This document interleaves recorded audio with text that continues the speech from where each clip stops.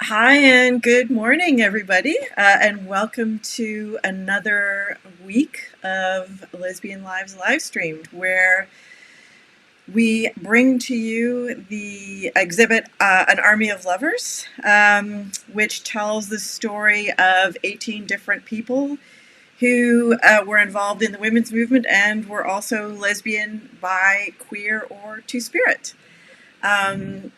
The show, the exhibit rather, which opened on March 18th, International Women's Day, unfortunately closed very soon after due to COVID. So I thought, since I have the Archives of Lesbian Oral Testimony as an online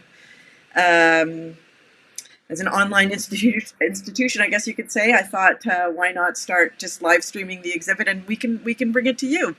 And I have to say, it's been a lot of fun. We've been having a really, really good time. I'm slowly gathering more equipment as I go, and hopefully you can tell this is a very nice camera now that's shooting for me. But unfortunately, it only will shoot for the beginning, and then I'll have to switch to my laptop. But I think it's quite nice. It's very good coloring.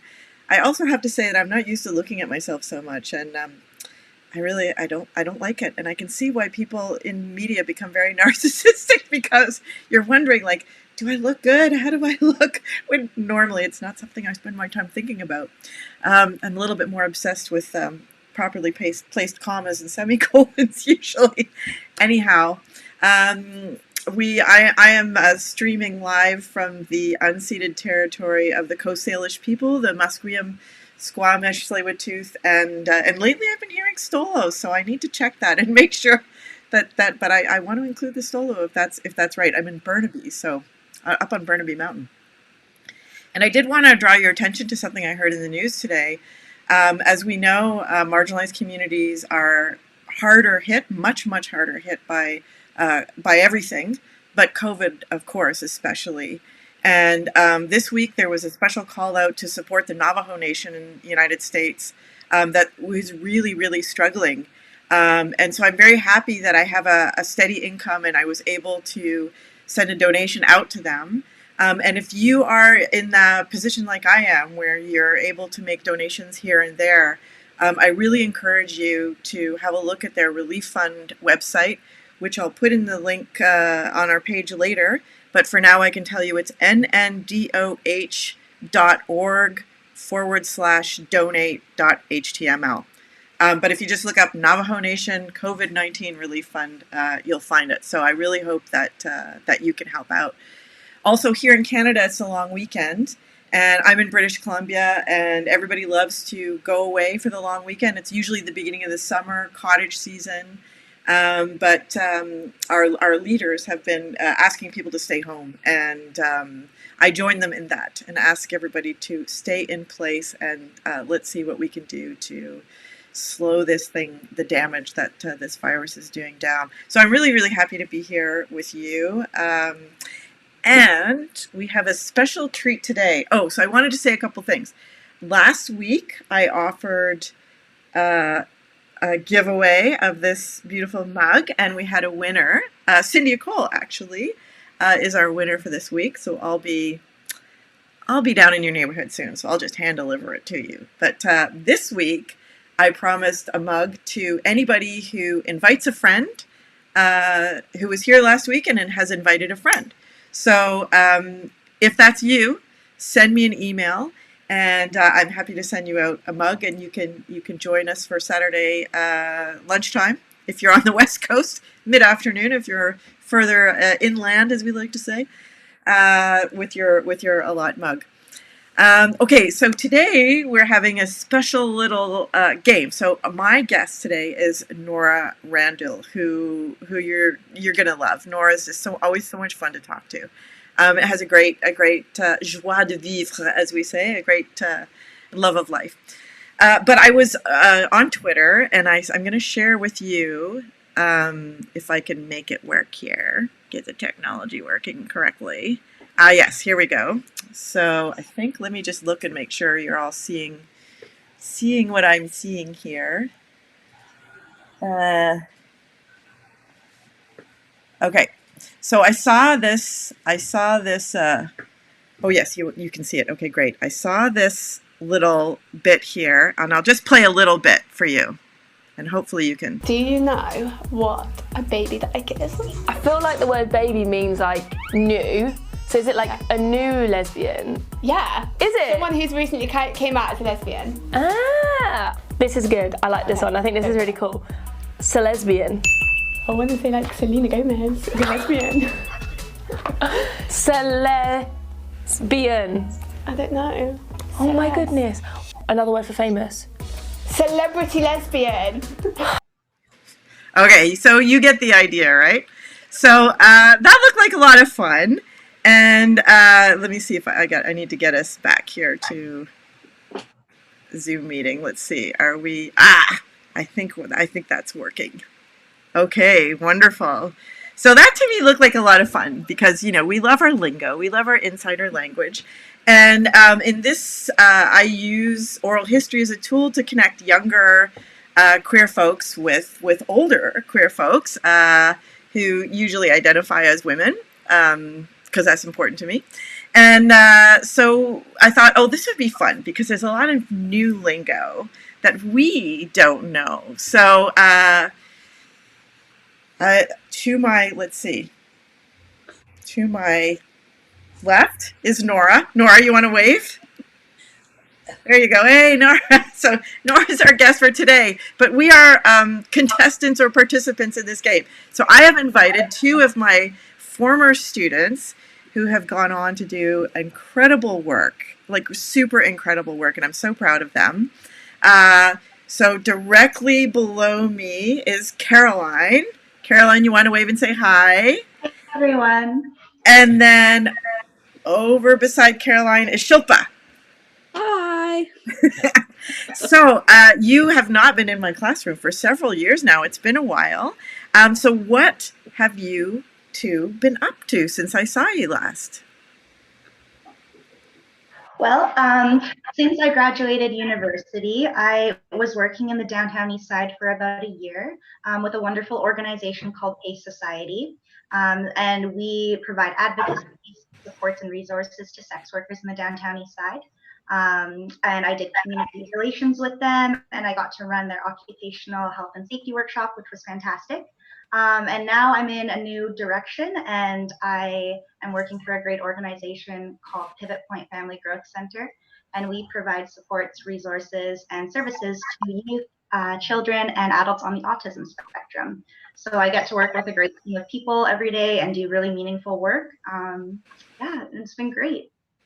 Thanks for having me, Elise. Yeah, it's great to have you. And I mean, that's amazing. This is so wonderful. And I'm so glad that the work you did here at SFU set you up well to go out into the community and do that kind of work. As you know, for many of us here, like that's really so important. And Shilpa, I know you too have been doing some really important and incredible work. Tell us about that. Yeah, so I'm in my second to last semester at SFU, so I'm almost done, but through my time, I've been doing a lot of research work at the university, and one of the big projects that I'm still working on it's called Beyond 1969. It's an intergenerational oral history. So last year, 2019, deemed 50 years since Bill C-150 came out. And in Canada, it was, there was a lot of different conversations around it saying that it decriminalized homosexuality. But when really that bill came out just to say that when two, consenting adults can, what they do is in private is up to them, it was this bill. And what we wanted to see was, did this bill actually have effect on people's lives in a positive way, or were people of our LGBTQ plus community still facing so much marginalization and oppression? So I teamed up with Dr. Jen Marchbank from the Department of Gender, Sexuality, and Women's Studies, and also teamed up with Dr. Willeen Keogh from the Department of History, and we set out and found 11 individuals across British Columbia, but also a few across Canada. And we interviewed them to talk about what their experience was. So we put that together as an educational display that's been touring around the province and has been getting a lot of awesome conversations. So that's been a part of that. And then I also do a lot of mental health advocacy in the community, a lot of outreach work. I started my own like consulting program where I work with youth and families.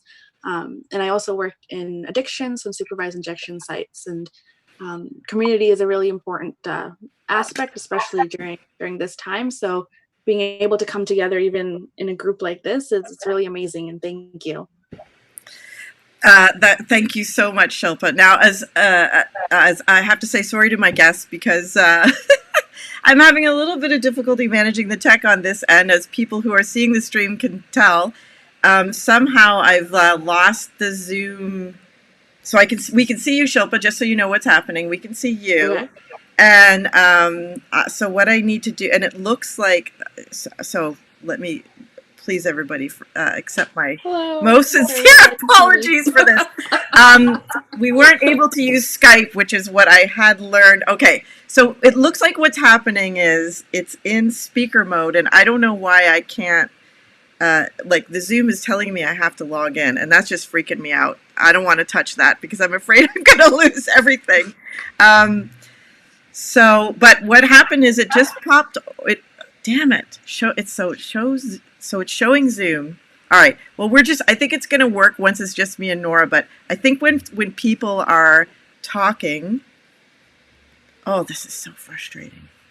Zoom. Okay, hold on. Just give me a second here. Exit minimal view. Okay, exit minimal. Oh my God! There we go. Okay. Oh, I don't know what I did. Okay.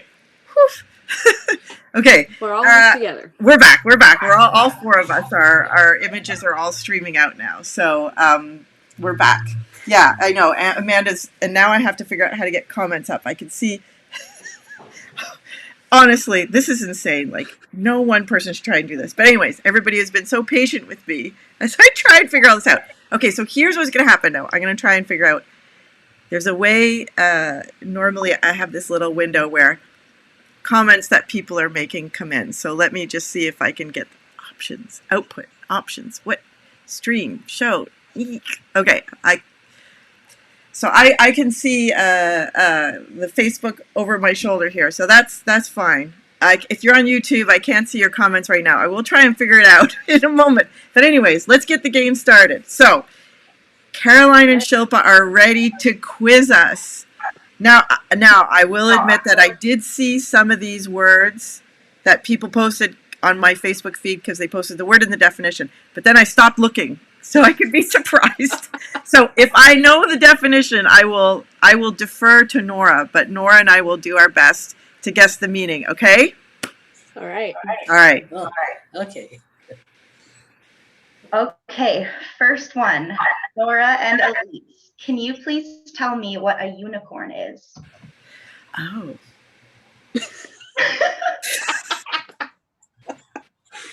Okay. It's not a white horse with a kind of pointy nose, right? Not in this case. It's like the sexual fantasy you will never find and be able to fulfill. Really? You're on to something. You're on to something. So, a unicorn is roughly defined as a bisexual woman who enters a triad-like arrangement with a pre-established couple. The term unicorn came about because these women are apparently impossible to find. Oh, Ding, ding, ding, Elise. Yeah,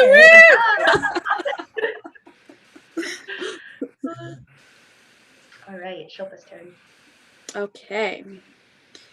Now, this one makes me laugh too. What is a clitorference? a clitter what? You cut out a Can you little. repeat that? A clitter? A clitorference.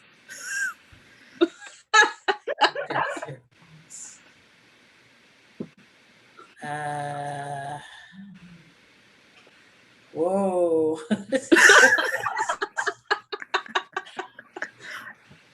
That was my reaction when I saw it too.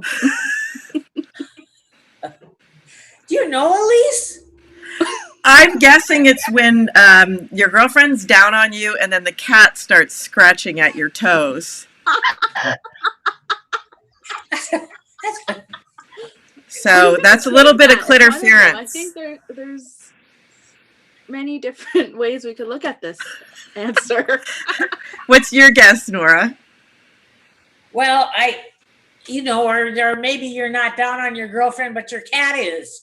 I mean, that would be a clear fear. Oh.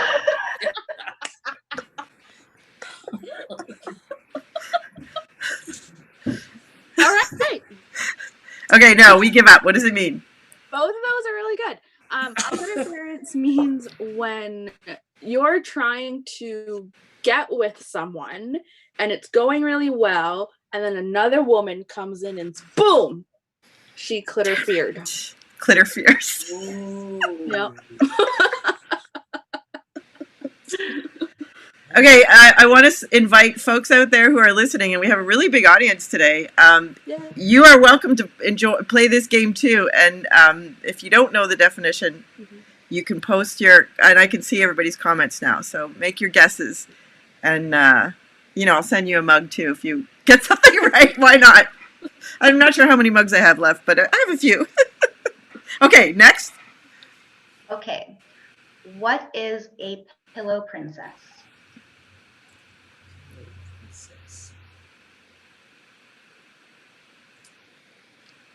I'm guessing it's somebody who needs a lot of pillows in a lot of different places in order to get it on.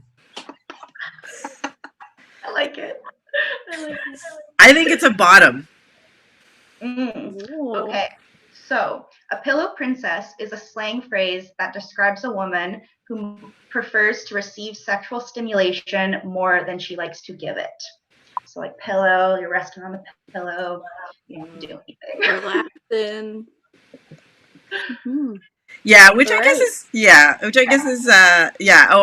E.T. Turner says also known as a pillow queen. What a pillow? So princess and queen. I don't know. Maybe the queen's just better at it. I don't know. Maybe. Or like Nora said, the amount of pillows, maybe, or the least amount of pillows. All right. I have the word throuple. Ooh, that sounds really good, whatever it is. Would you repeat that? Yeah, throuple. So it's THROUPLE.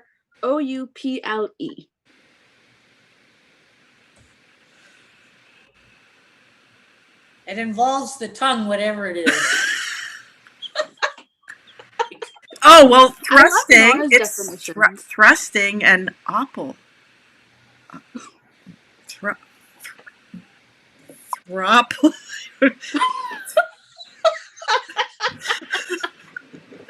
I don't know. I give up. Okay, Nora. Any last words? Throuple. No. No, that's it. All right. I think E.T. might have it. Basically, a threesome. She says. What? Say again. So E.T. and Yolanda guess a three people. Yes. Look at all those winners. Throuple is 3 women in a relationship together. We can also be seen as a triad when it comes to poly relationships, but a throuple is a closed triad. The pop reference has been up and coming more in the L Word, Generation Q, because there's characters there that become a throuple. Oh. So thrusting and opals was kind of off base. Tongue and thrusting. Okay, so for those of you who guessed correctly, if you would like a mug, send me your address and I will mail it to you. Okay, we got time for maybe 2 more. Let's do 2 more. Okay. What is a munch brunch?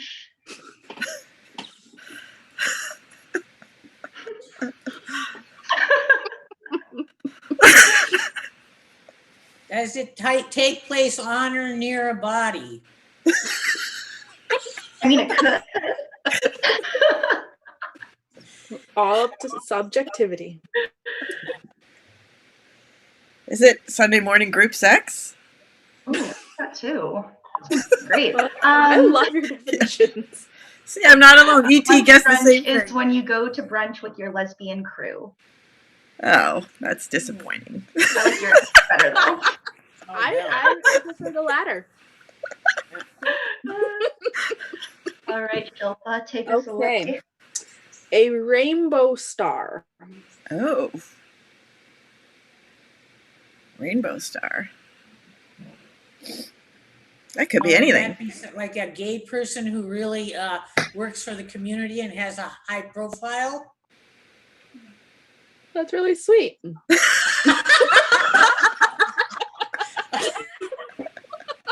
Okay, I missed it completely. I can tell. Elise? Rainbow star. Like, okay, E.T. Turner. Yeah, E.T. Turner guessed the same thing. A well-known celebrity or queer. Yeah, like, I don't know. I've been baking a lot lately, so like, I'm thinking cupcakes, but I know that's not it. Rainbow star. Yeah, no, I don't know. A gender queer, gender non-binary, polyamorous person. That's cool too. A rainbow star is an individual who has slept along the spectrum with myriads of individuals. Yeah. Well, that's kind of what I had in mind. I was close. You have slept with the L, the G, the B, the T, the Q, the two spirit, the A, the I, everything. Yeah. Oh, that was great. One of my favorite ones I have to share with you that I saw that I hadn't heard before was doppelbanger. I had that on my list, doppelbanger. Nora, do you know what that is, a doppelbanger? Well, I don't know. Once again, it involves thrusting.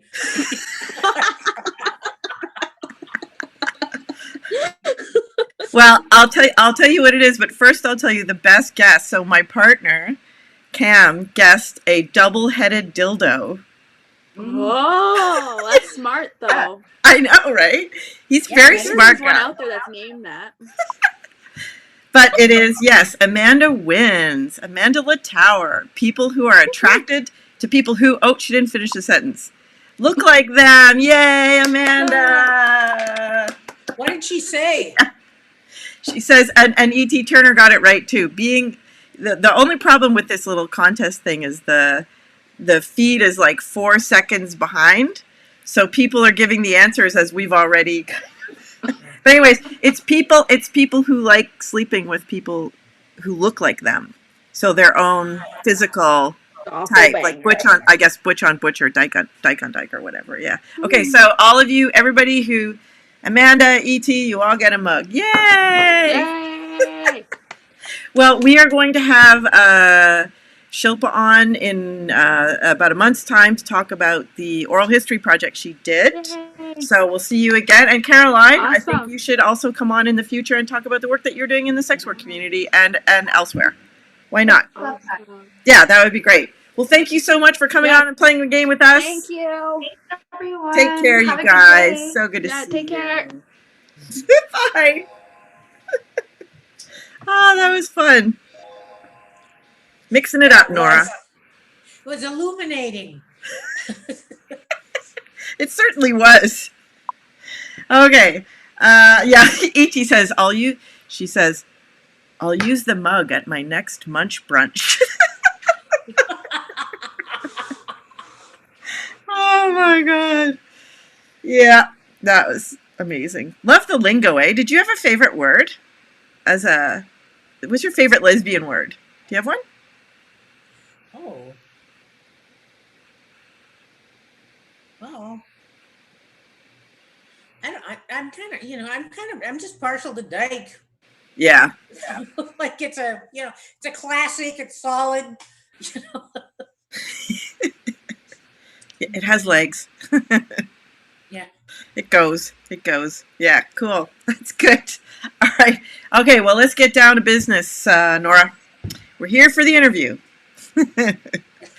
So Nora, you participated in the exhibit. You're part of you played a really important part in the Vancouver scene here.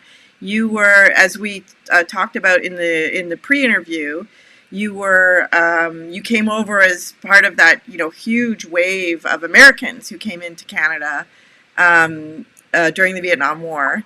And sorry. This is the problem with comments, is you can see them popping up, and Cindy wrote, "We call doppelbangers the Bobbsey twin lesbians." So is that like, that was a term, Bobbsey twin lesbians, like two lesbian couples that looked alike? So that was just an earlier term for it. That's funny. And Judith is very happy to be here on Dykes Live. Yeah. Well, we like to use lesbian, to be... Actually, I'll just stop for a moment and say that the reason why I chose the word lesbian when I named the archives is because I felt like I came out at a time when, well, dyke was the popular word. It was like 1989, 1990.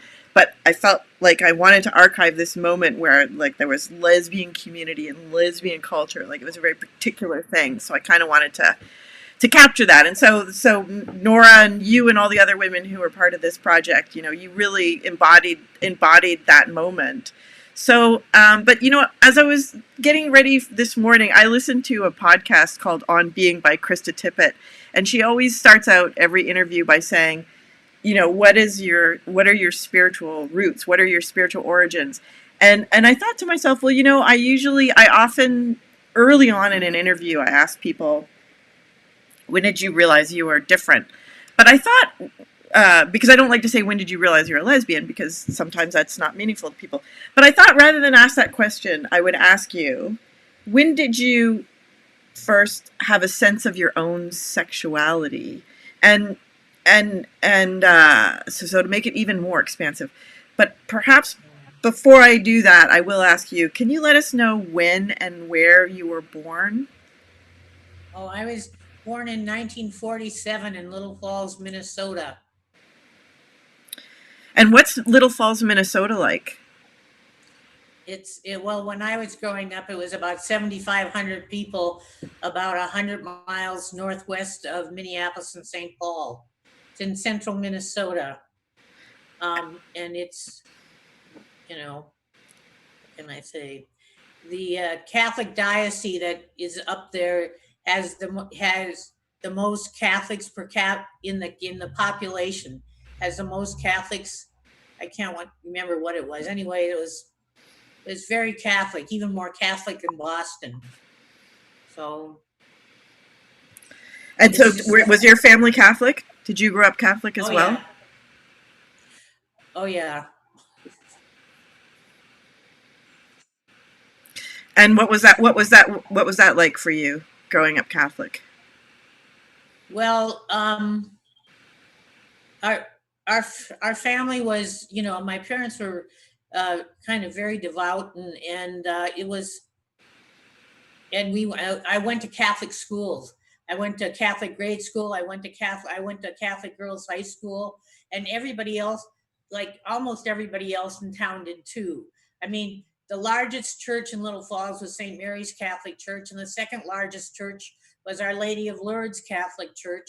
And then there were two other Catholic churches, and after that, there were the kind of Zion Lutherans. So it was,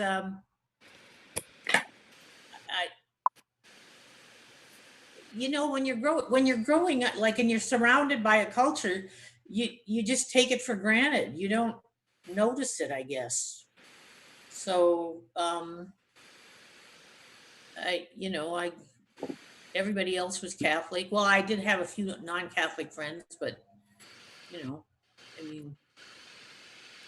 And was sexuality, was that something that got discussed at all? And how was it discussed? And what age do you remember those conversations happening? Well, okay. Sexuality, like, no, there was a kind of, the thing where they told you about your period. Now, in terms of sexuality, I came to my sexuality very late. Okay. And there were two kind of reasons for that. And one of them was during the 4 years that I was in high school, my mother was dying of cancer. So that was a kind of overarching thing that kind of blew out the windows of my experience. Yeah. And also, nobody talked about gay people. I mean, I didn't hear the word lesbian until I was 19 and in the convent. Now, well, that was the other thing that really limited my sexual experience in high school, is I was kind of aiming toward the convent, and I entered after I left high school. So it wasn't until I left the convent and I went to the university that I became conscious of my sexuality at all, any sexuality. Oh, really? Yeah. So, and I have to tell you, figuring out your sexuality in your 20s, it's very, it's kind of like learning to drive a car when you're like, when you're an adult. There's this dissonance because, like when it, when adults learn to drive when they're older, they know they can kill somebody. And when you're 15, all you want to do is get your license, and you don't think that you're gonna, get hurt or anybody else is gonna get hurt. And so it's, and when you come and you like get all this, when you're trying to figure this stuff out in your 20s, and other people are, you just, there's this dissonance, like you're kind of too old to be figuring this out, but because other people have done it earlier, and so I felt awkward, and like, and I was smarter than than it would have been good if I had been a little dumber when I was figuring out my sexuality. I think it would have been a little easier. So So what were the things, like, to go back to your analogy of driving and being paranoid about that the possibility of harming other people or being harmed? What were the things that you were thinking about, the very adult things you were thinking about as you were sorting out your sexuality, that you think you wouldn't have been thinking about had you been younger? well,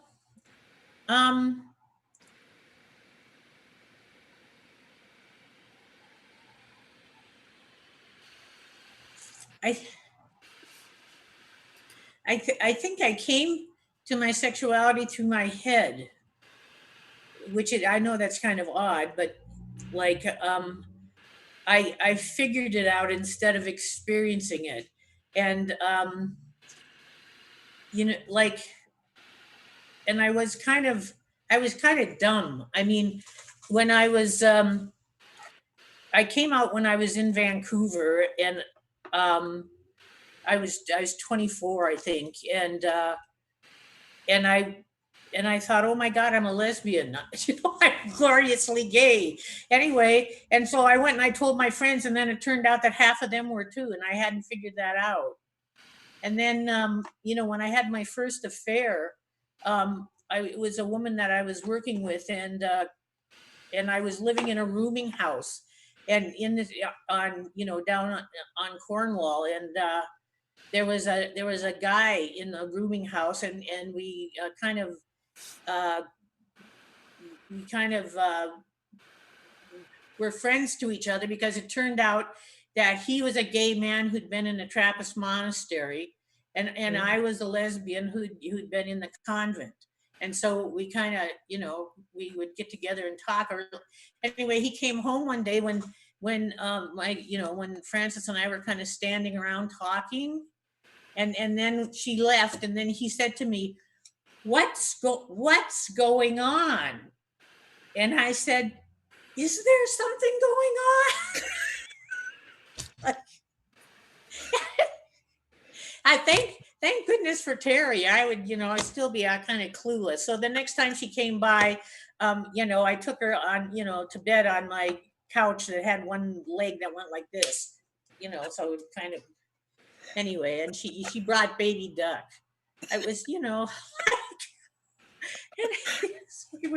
so like, I was just kind of clueless, and 20, 24, 25, like, anyway, but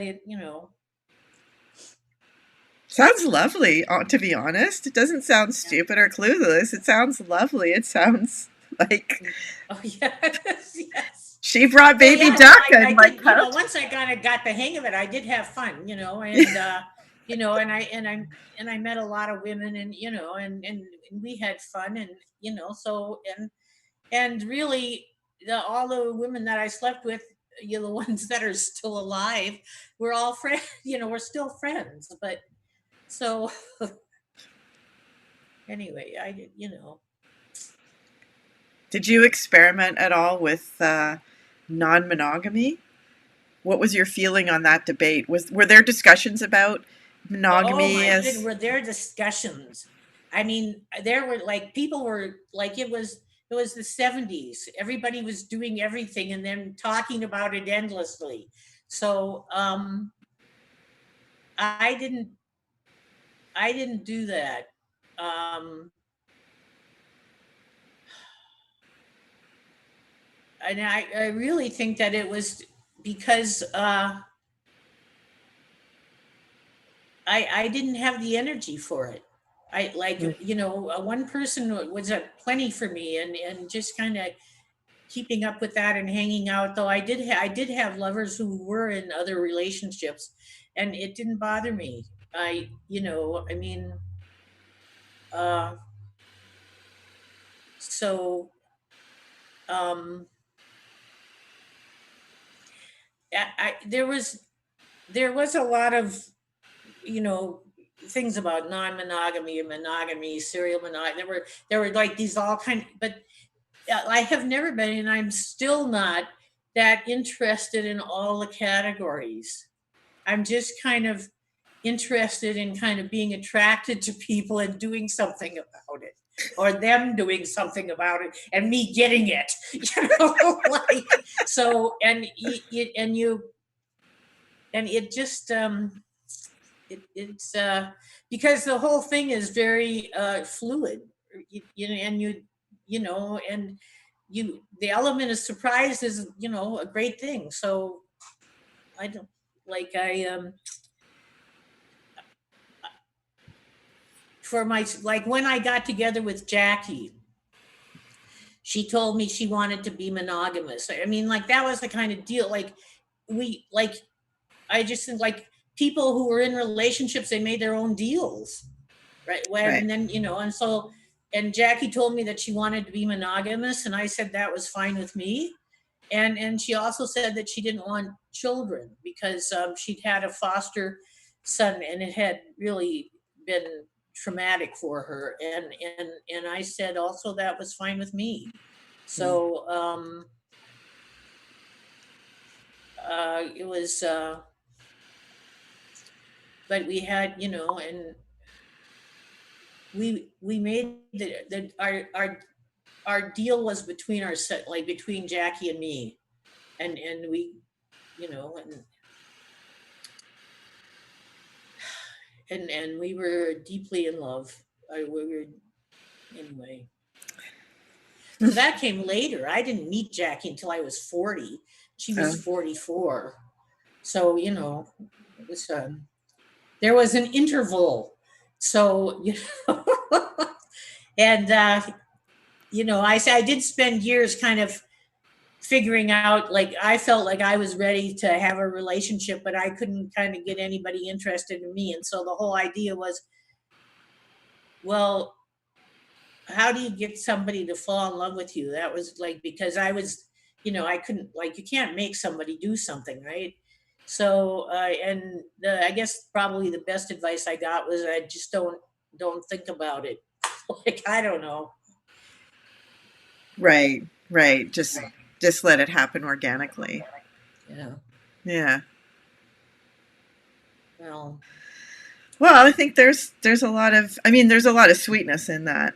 Um, for me, listening to you talk about how relationships or attractions and intimacy evolved and yeah. happened for you. Um, yeah, Et says I like monogamy, but had trouble staying true when I was younger. Yeah, I think Oh, sexuality. Yeah, what you laugh? What makes you laugh about that? well, you don't like you don't get that much choice about your sexual attraction.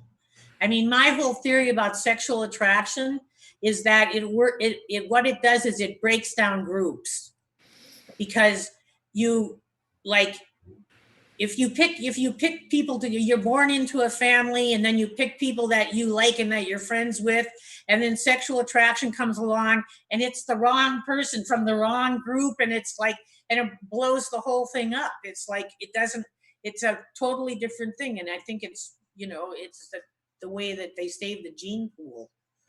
So, I mean, not, well, anyway, so. Yeah. I used to imagine, telling my parents that I was gay by saying that, that she was a Catholic. So. How did it go when you told your parents? How old were you? And Oh, I was old. My mother died when I was 17, and my father remarried, and I moved to Canada when I was 24, and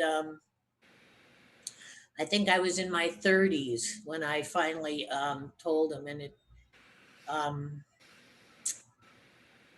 and I don't, like, it was not my proudest moment, and I think he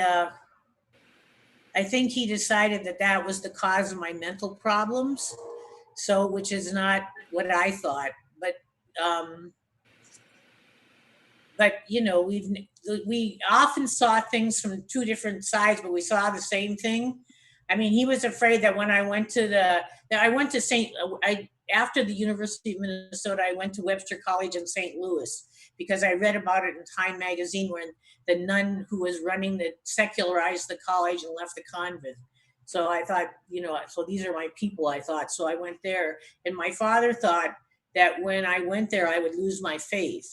And the only thing he was wrong about was that I actually lost it at the University of Minnesota before I went there.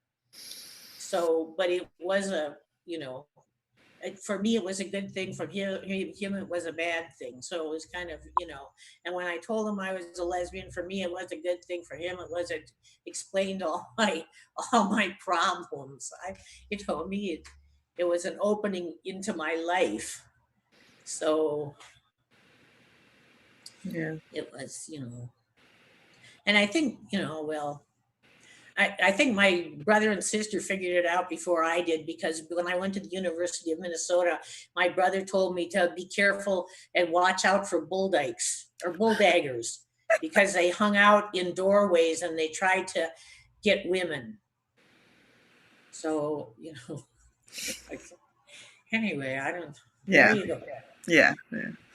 Well, I want to. I mean, there's so much that happened between that and when you later in the '90s wrote that play that I want to talk to you about. And I apologize, I don't have. Is it the Fairy Princess and the Princess Fool? Yeah. Or is that the one? Yeah, I want to talk. I want you to tell us about that. So. Oh, that was great. So in 1988, I went to Jackie. She was doing a consulting business, and I went to her to give me some direction about how to tell my stories instead of read them. And we started and that's kind of how we got together. And we started Random Acts from that, which was a storytelling and theater thing. And the Gay Games was coming, and we decided to do a play. And I had written a story called The Fairy Princess and the Princess Fool, kind of after seeing the Princess Bride, I think, was the movie at the time. Anyway, and I got this idea and I did this whole thing. And then we put an ad in Outlook or Extra West, I think, that said, "Act now, you can be a princess, dragon, or a fool." And then we had these auditions, and then women showed up and auditioned, and then we decided to accept them all.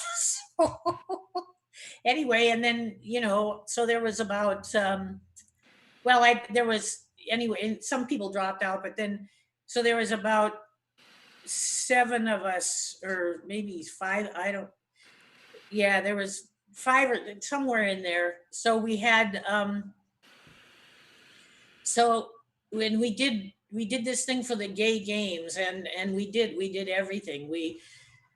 We rented the hall, we rented the lights, we hung the, oh my goodness, I had a friend who went up this ladder that just kind of shook like this, and she's like 2 stories up, hanging lights, and it was like, I mean, lots of our friends, they baked things, they sold things, they hung things. It was great. But and then we acted, and so we converted this story into a play, and there was a narrator. I played the narrator, and I had a little laptop that I used, and I'm kind of off to the side, and then there were 2 commentators who were and they did kind of a commentation on the story, like sports commentators, because they were like it was kind of Roseanne and Martina, and they did it kind of like like 2 sports commentators on a sporting event, and there was the fairy princess, and the princess fool was played by Karen White and Leslie. I think here's the last name, and they kind of got together, and then there was the dragon, and Jackie made this amazing dragon by sewing 7 T-shirts together. So, and then and she made a head for it that was a kind of a pole, and the dragon was in the moat, and then it, like, when we weren't doing our parts, we could be in the dragon. You put, so like sometimes the dragon had 1 head, and sometimes it had 3, and then at the beginning of the second act, we all came in as the dragon. So all 7 of us, we came down the center aisle, roaring, and we had this whole thing about, well, this is the time of Vanderzam, about this was not a theme park, and this was, and we kind of went on and on, and it was just magical. Jackie, she she decorated the stage with those pom poms that you put on cars for weddings. Those, and there was, and we had this. The dragon was in the moat. We had a moat, and we made a bridge. So like the fairy princess is trapped in the castle, and then she decides one day to leave, and so we made this bridge out of bamboo and tinfoil and stuff. And then I was, at that point, I wasn't the narrator. I came out and I had that helmet on with the horns on it, and I had the bridge suspended from an old-fashioned pole, a fishing pole with a huge wooden reel. And so I kind of marched out really regally, and I marched over to the dike, and I lowered the dike, the bridge, which was, and then the dragon rose up and sent it all to, and so that's how anyway we did. It was like, I love theater machines. It was just and then we had music. I mean, we had Jackie Parker Snedger and Patty Powell and Carol Weaver and we had, and I think I haven't got anybody, but we had original music. They were, and so they played, and it was, and then at some point, oh, I know, like, and then River Light played all the animals. She played the mule. The fairy princess had a mule. The princess fool had a mule. She played the mother duck. She played the baby ducks. She played she didn't play the dragon. Roseanne played the dragon, but anyway, there were a bunch of other animals. I can't remember what they were. She played them all. And then after it was over, she said she had a good, but if we did another play, could she actually play a person? So when we did Collateral Damage, we let her be Medea. So let me ask you just a couple questions. So that was the first performance that Random Acts put on? The Fairy Princess, it was the biggest, it was the first big one, but we started out my very first performance was Mavis Tells the Story of Marlene in the Chicken Yard, which is what I worked on with Jackie, and we did it in the Fringe. And Oh, Marlene, Mavis and Marlene are two bus drivers, and it was a whole story about the bus, the what happened in the bus yard. So and we did that in the Fringe, and so that, like, and then we did a bunch of coffee break characters for unions. Yeah, both Jackie and I had really a lot of bad jobs, so we wrote these 15-minute stories where women would come on in their break and tell and talk about their jobs. And we did a nurse's aide and a waitress and a fish worker and a receptionist, and well, those are the ones I can remember off the top. I think yeah. there were more, though. I just can't remember off the top. Anyway, so um, and we did those for unions, and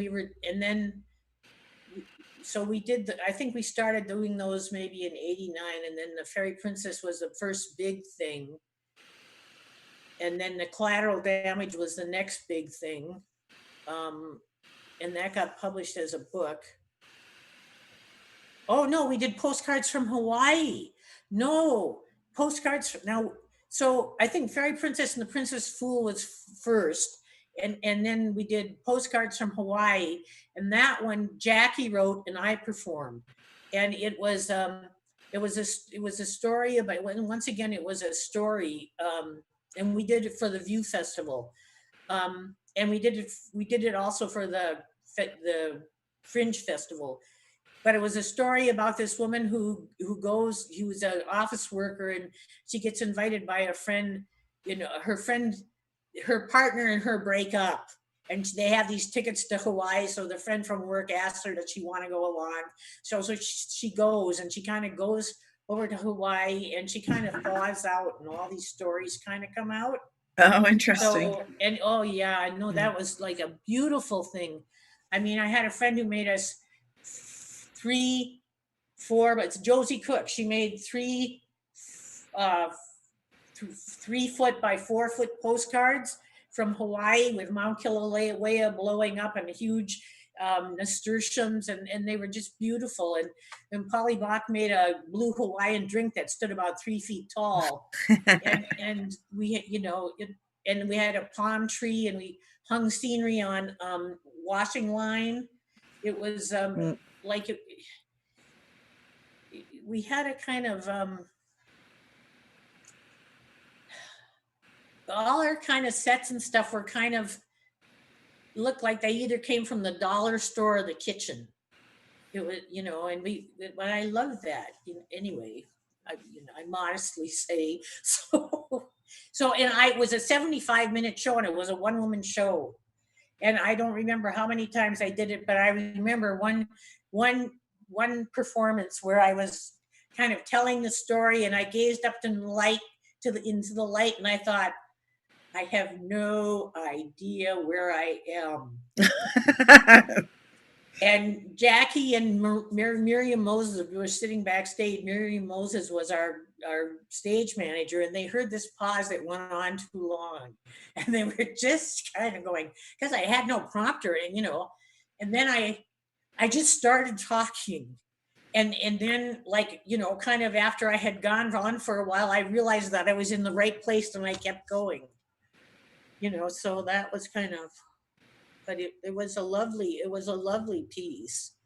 So I'm just going to jump in here for a second, and I know that there are at least a few people listening in who were part of these productions. So if you want to share what they meant to you, what you remember about them in the comments, I'd really love to hear what you have to say. But I think one of the great things about theater is, so many things you've touched on, like theater was so important as a way to validate the experience of working class people, women, queer people.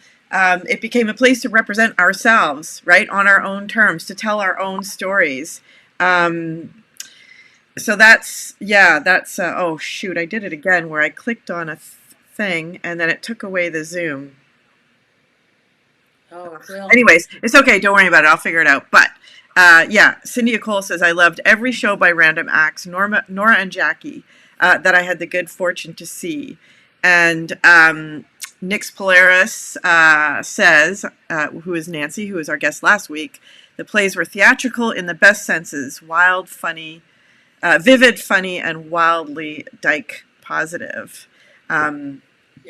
Yeah, which is just, oh, I see that window is, yeah. So it's really, really important that you were able to do that and kind of generate that and create a space for people to redefine themselves. I know that I don't have your banner, but the quote from your banner is, weirdness is in the eye of the beholder, or something along those lines. Right, yes, yeah. Yeah. We didn't think we were weird.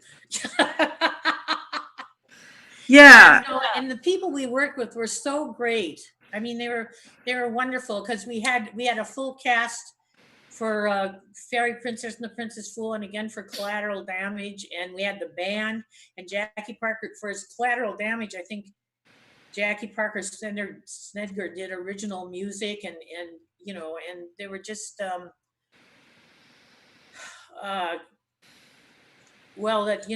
it was Collateral Damage was one of the best of the Fringe, and that's fantastic. Congratulations. Belated congratulations. Well, the other thing about, we gave a venue to some other actors, but the other thing is, we had venues because we had the Fringe and we had the Women in View Festival. So we had a place to actually perform. Yeah. So, and those were really important. And so what else did we? We did well. The House of Agnes was a two-hander that Jackie and I did, and that was about being lesbians. That was how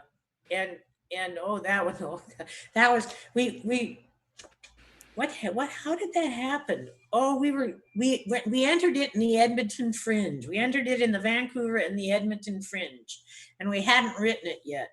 And it was getting closer and closer and closer to the date, and things were getting tenser and tenser. And so we were over on Main Island visiting in Josie and we were walking, and I finally said to her, I said, look, what if we do?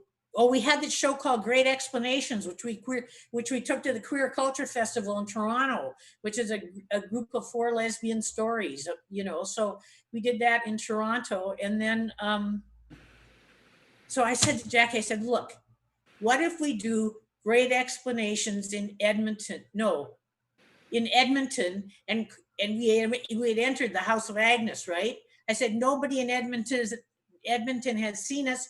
They're not going to know. And it'll give us a whole another month to write the House of Agnes for Vancouver. And so that's what we did. So the people in Edmonton saw a totally different House of Agnes than the people in Vancouver. But they were both happy because we got a really good review in Edmonton, and we got and House of Agnes was another best of the Fringe. So I love how you just sort of admit that. Oh yeah. Oh well, some of the things, like we did stuff too. Like there was a demonstration for against the GST down on Pender Street one day, and they asked us to come, and I couldn't go because I was working. But Jackie went. She did this whole thing she had a potato masher, a hand potato. She did a whole thing on mash the tacks off the back of this flatbed truck, and we did, some of those stories, we were kind of ripping the pencil out of each other's hands, kind of like, 20 minutes before we were supposed to go on, and but we did. So yeah, I think that's probably, I suspect that's probably quite common. Yeah. Oh. Quite a common experience. Well, and I just want to mention one more. Yes. Because we did Murder at the Big Dyke Bake Off. Oh my God. Which people really loved because it was an interactive thing. and we kind of did it up we used like a lot of the actors who'd been in Collateral Damage and the Fairy Princess and the Princess Fool, and we worked it out. We like everybody kind of came up with a character that they wanted to be, and then we went into this room and then we interacted with each other, and then we kind of evolved a kind of story, and then we went to like everybody had to have a motive for killing off the person. We picked a so-called fundraiser to be the person who would be murdered at the top of the play, right? So, and then Jackie Parker Snedger played that because once she was dead, then she could go and play with the band. And so, but it was a thing where we had all these different characters, and we did it at the Lotus down at the bar, and people could buy bars, but it was all set.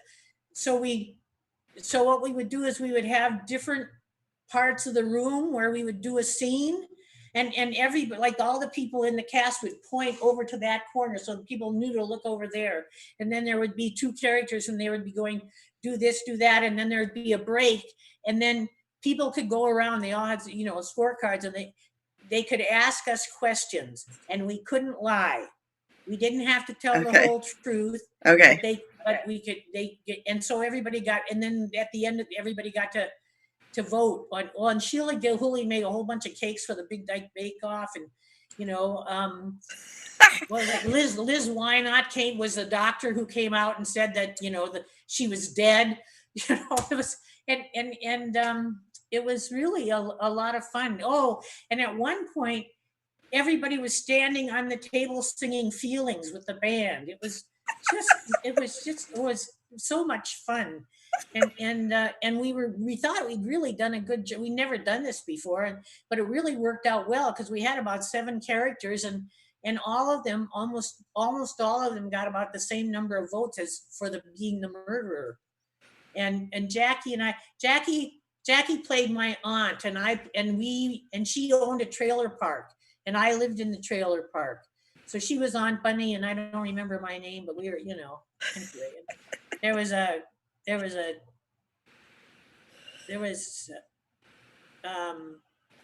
I can't remember all the characters now, but it's okay, Nora, we've been on for an hour, so we should probably wrap up. It's okay. It's really okay. I guess the one thing I've been liking to end each program with, though, is what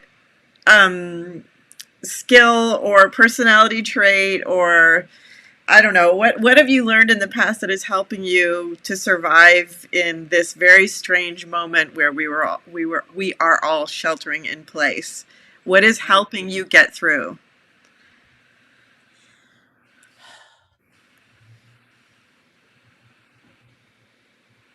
Well, I don't, I would kind of go with my sense of humor, my dog, and my deep desire for world peace. So, which I think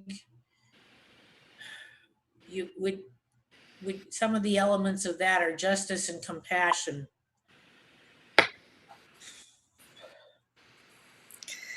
Yeah, justice and compassion. Yeah, those are good ones.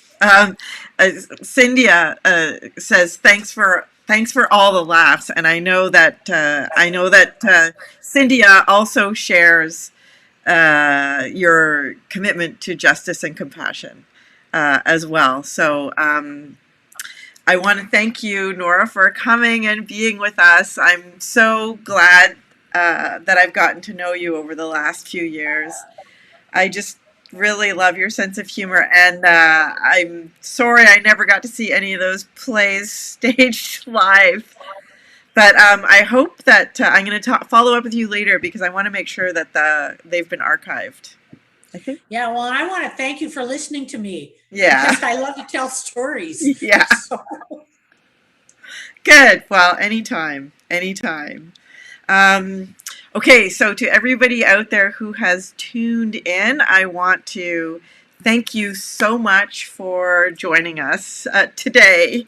I hope you had a good time. I know, It's a little, it's, yeah, without images of those plays, I wish I could have presented some images so you could have seen those to go along with Nora's wonderful descriptions of them. But if theater meant something to you as part of your queer community in the past or in the present, let us know. What are some of your favorite plays that you've seen? I was actually just thinking this morning about how, I think it's Rachel Epstein wrote a play about trying to conceive. And I was a single mom in Toronto and queer. I got pregnant the old-fashioned way, but it was so wonderful for me to see, even though I didn't go through that kind of conception thing, it was so great for me to see representation of lesbian motherhood because, I was very young at the time, and, lesbian culture was very much about being single and young and going to the bars and all that kind of stuff. So theater really mattered a lot to me. So tell me in the comments what theater stayed with you, what really mattered to you, what play has not yet been written that you would like to see written. I've put here, oh, yes, go ahead. Oh, like there's Jan's right. There was a bunch of us. We did Death by Doorbell, which is about the neoliberal economics in the solidarity movement in 1983, and really it's timeless. And the lyrics today are fabulous. So okay, Thank you, Nora. Yeah, so I just have a few little things, email pages, web addresses here that you can see posted. This is the archives. You can browse our collections. If you want to email me if you gave a right answer during our quiz today and would like a mug, or if for any other reason I said you win a mug, please send me your mailing address and I will very happily ship one of these off to you. So you can, what was that? Brunch munch? You can brunch munch with your lot mug with us. Oh my God, that was so much funny. So there's, oops, sorry, that way. There's my email address. And I will just put up, let's see if I can figure this out. And here is the last page. Oh, no, wait a minute. That didn't really work out, did it? Oh, okay. Well, it was just I had a page. I don't know where it went. It said, thank you for coming, but it's disappeared. So I'll just say it verbally. Thank you all for coming. I hope you enjoyed yourselves. If you're Canadian, happy long weekend. If you're not Canadian, too bad, so sad. We love you, and we hope whatever you're doing this weekend that it's wonderful and pleasurable. And yeah, if you have ideas for people we should interview in the future, I've decided to expand this beyond the exhibit and bring other people in. And there's a lot of people out there who are super interesting and have done really amazing stuff that I don't know about. So tell me about them, and we'll bring them on in a future show. And I hope you come back next week. I hope you subscribe to our YouTube page and like us on Facebook and Twitter and Instagram and all those other things. So thank you so much, everybody. Take care and goodbye.